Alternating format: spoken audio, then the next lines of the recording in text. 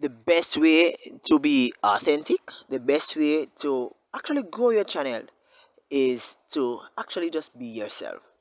Stay tuned.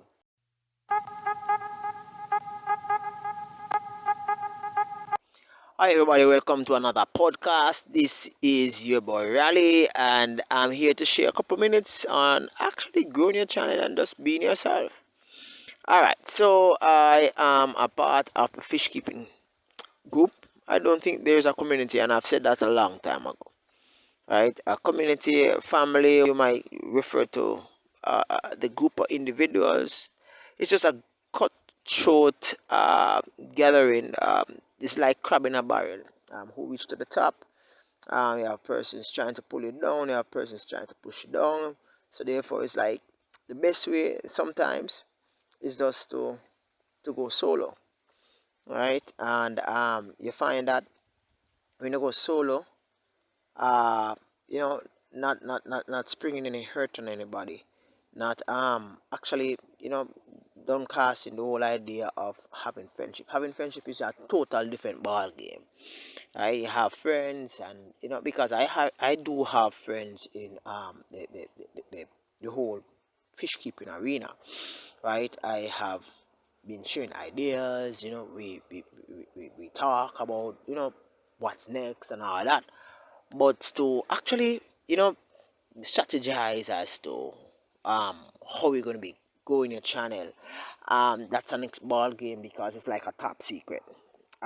If you notice, those persons who are doing good in the fish keeping, I'm gonna be referring to it as community because everybody knows it as community, which it's used broadsidedly. But I don't agree. But I'm just gonna be using it because I'm gonna be referring to individuals, and I don't want to refer to anybody's name, right? All right. So you have a group of so to speak, yeah, I would say tier one. Tier one is those persons like at a certain high subscriber base, popularity. And tier two is like midstream, and tier three is like small fries like myself, right? So you have a couple of tier one uh, YouTubers, social media influencers within the hobby. They have actually done a lot of work. I'm not going to take that away from them. They have done a lot of work. They have done a lot of footwork, groundwork. They have spent a lot of money. They have done a lot of marketing, bought a lot of high fluted devices, and got sponsorship. In which they are where they are right now, right? And you find that the tier two, fish keepers, they are not really too interested in being friends with the tier three. The funny thing about it is that you have some, you have some tier two, right? They they are friends with tier three, but not because they want to be friends with them like best of buddies, but because they want to actually envelop their group of friends, that is the tier three group of friends, so as to add to their base, so as to try to matriculate to the tier one. I hope you understand what I'm saying.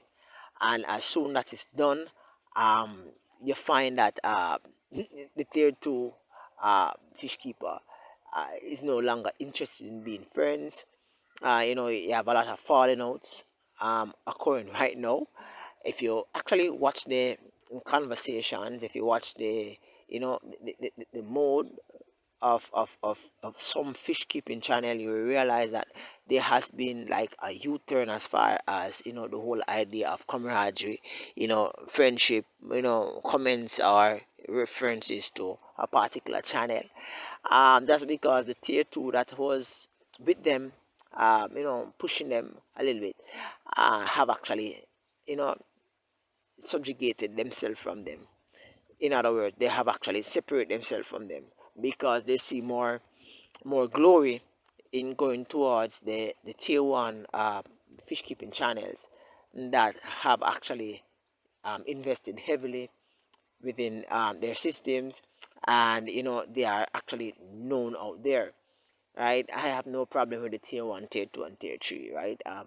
You work hard, you put out a thing, that's good, right? But the funny thing about it is that when you as a tier 2 individual, it's gonna actually influence another influence a tier 3 individual, that listen, don't be friends with that one. If you be friends with that one, you can't talk to me. You find that some persons have actually aligned themselves with certain groups of individuals. So you find that no longer will you even see comments coming from certain persons. There's a particular person which I thought that we were brothers, eh? We did a lot together, and um, sad to say, he has actually um, gone. He's just nowhere to be found. I've commented on several of his videos, and he has, decided not to respond. And I've seen wherein he has responded to others within the same time frame that I have actually commented, and he has not responded.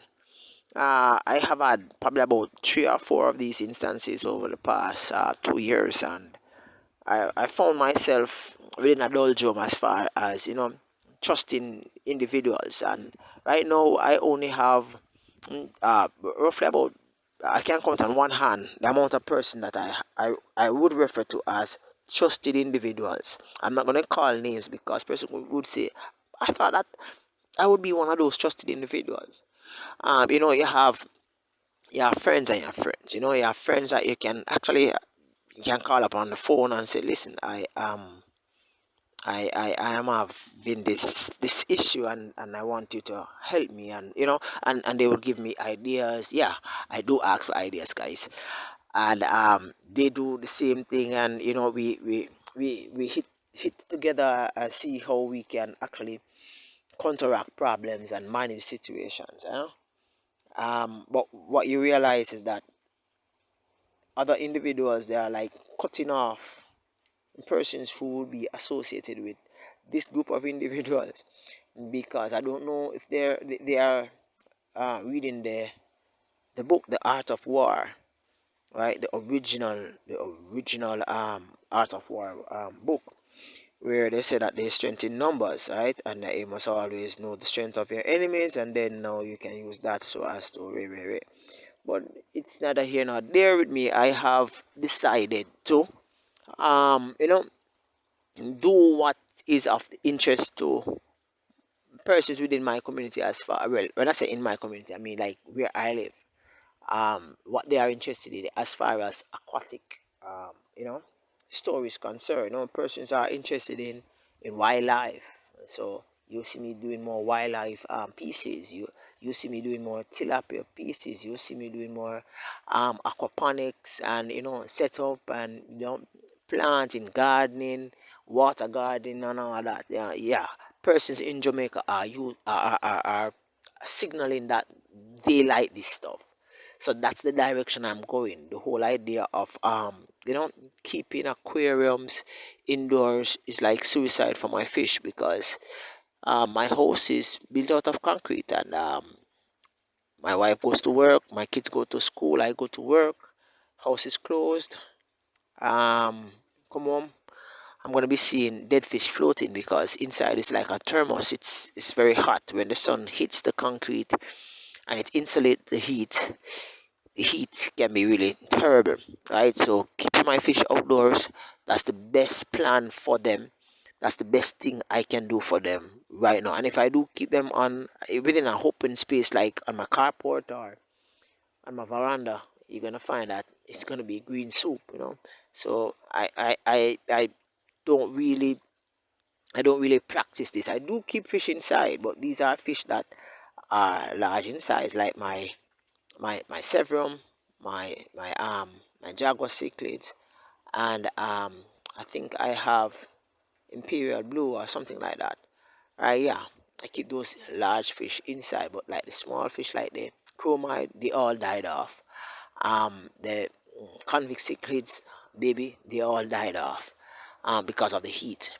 Right, I am just beginning to get some babies, chromides, So probably in the next 6 months or so, I should have probably about 3 or 4 dozen, right? But all that in which I had, I took them inside. Actually, was conditioning them to sell. In the aquarium, everything going on okay, and they all died.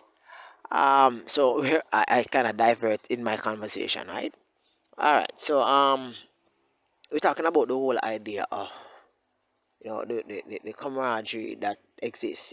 There's this clear thing. If you are over like probably 400,000, 500,000, 600,000 subscriber, you're like in tier one, right? And tier two would be anything beneath that, all the way down to about probably about 20,000, and below 20,000 would be like tier three. Reach nowhere yet, really, right? Um, I am a professional at at my work in which I do. I am a classroom teacher. I teach kids. I Yeah, teach kids. So manage their time and manage their resources, and hopefully they become productive individuals in society. And so between um, you know, family life and work and fish keeping, it's a whole lot for me, right? And I got what my brother says, that he when I say my brother, I mean like another person within the fish keeping hobby. He will know what I mean, and probably some of you might guess what I'm speaking about. He says that the whole fish fish keeping community, is not there for the teaching and the learning process. Really, it's all about who can actually get um the most views, so as to grow your channel, so as to be popular, so as to be out there, and to some extent so as to make money, right? I am not going to say that I don't want to make money. I do want to make money, right? Everybody wants to make money, but I make money my way. I am not going to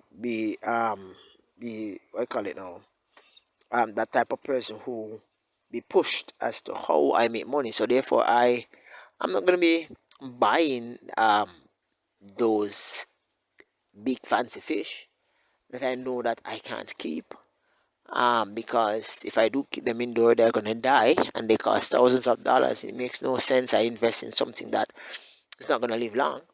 It's just waste of my money, and the poor creatures probably might have a better home if they are sold to someone else who might have the the capacity to to facilitate them, right? So that's just not me. So I'm going into embuma, which is a very tough species. Yeah, I have a few. Yeah, I've been sharing about those for the past couple of weeks. Yeah, some embuma, and I've also been bringing up a lot of tilapia and goldfish, right? So those three fish are what I am kind of proficient in right now. Live bearers makes no sense because it's like probably like $30 a one at the store, and guys, that's just very very cheap.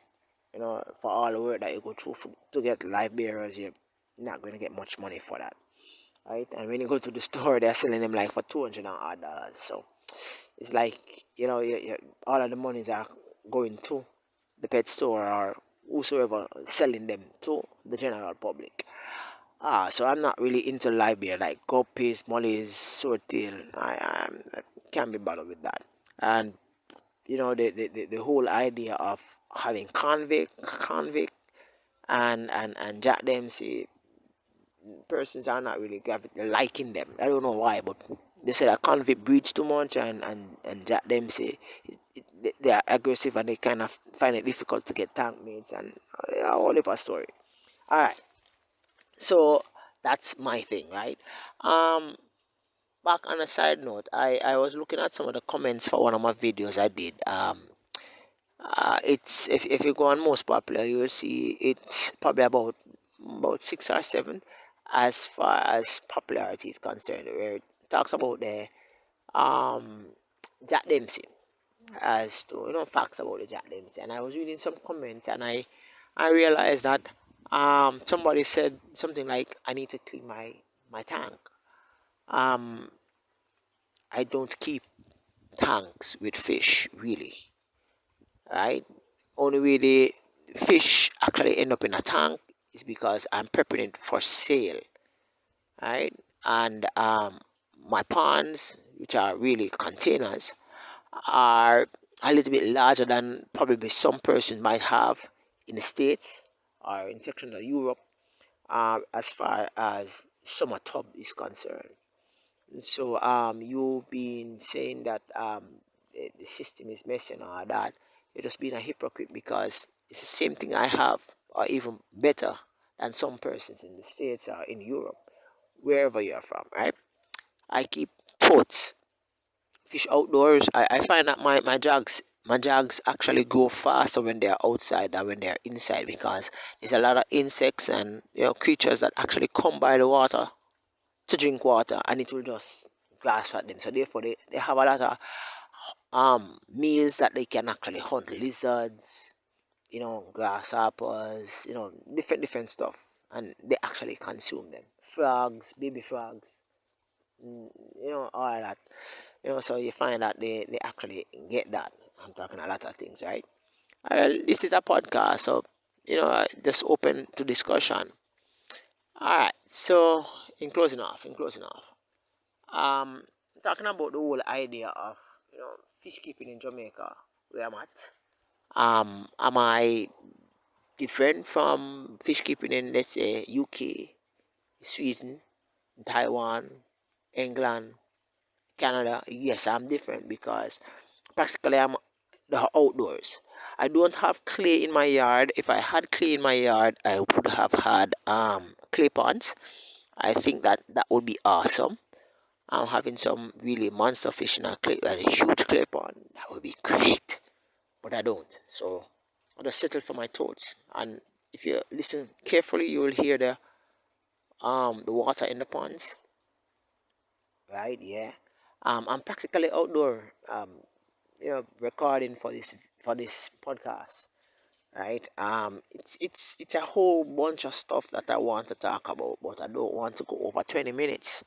You know, it's just a different landscape when you talk about fish keeping in Jamaica versus like in different parts of the world. And I don't want you to get me wrong when I say that I don't have the resources. I've heard one of my good friends always saying it, but that's not really the case, that I don't have the resources. But I think the resources will be wasted if investments are made to have fancy setup, knowing well that these fancy setup will require a space that cannot work with my time. I would have to have a special room, ventilation, room keep cool, and a whole string of stuff. And that would be a little bit expensive, not knowing whether or not it will actually um, do what I want it to do, as far as you know reaching out there and persons actually watching. I see a lot of persons been doing a lot of reviews and stuff, right? And I'm going to be talking about this in probably another podcast. I talk about these reviews, these devices, right? And a lot of tier one and tier two fish keepers have been doing it, right? And it benefits them. I would say, yeah, it benefits them, because most of their reviews are paid reviews, right? And I'm gonna come to that by itself, so I'm not gonna be going put my foot over on that side. So it's not necessary, because I could ship the devices or whatever I need to construct. As you can see, I can build my own aquariums. I can build my own filtration system. I can practically build a fish room out of board, right? Because where I'm at, it's prone for termites. It's termites infested, so I am gonna have to get treated. So I'm gonna have to get treated a lumber, which should cost a great penny, and let's say that I spend a good amount of money investing in this fish room, fancy stuff, will I actually see the return in all this investment? I have to look at that. If not, what next? Do I just fold and say, okay, I'm going to be selling out these things? Who am I going to sell it to? Are there anybody out there who would want these stuff to purchase? And the answer is no, not really. They might want one or two or a few of the items, but not much. And this just pulls to reality that the whole fantasy of having, extravagant setup is not really universal. It's just like a minority. Most people just want to have one aquarium or two aquarium with their favorite fish, and usually it's a community aquarium. Your real estate, as I always say, in Jamaica is not cheap, so therefore it doesn't give you leverage of actually getting a big fancy 20 by 20 space with aquarium setup and all those fancy footworks. You talk about a lot of things in which I've shared on other pieces of shares where I talk about light and water, real estate, time, you know, all of that, because I have to work same way to finance all of this. And how would I be able to do that? Um, this is like a ramble. But I guess going forward in the other podcasts, I think I'm reaching my limit now as far as time. Going forward in my other podcast, I will break a little bit more, break out a little bit more as to the reality as far as fish keeping in Jamaica is concerned. Not fish keeping in Canada or America or England or Sweden or Taiwan or Japan or China. Is in Jamaica. Right, and that's what I'm focusing on, and that's what I'm building my channel on. I'm not mirroring anybody's channel. Whilst I would like to be a tier 1, but everything comes with time. So peace out, guys. Catch you next time. Bye bye.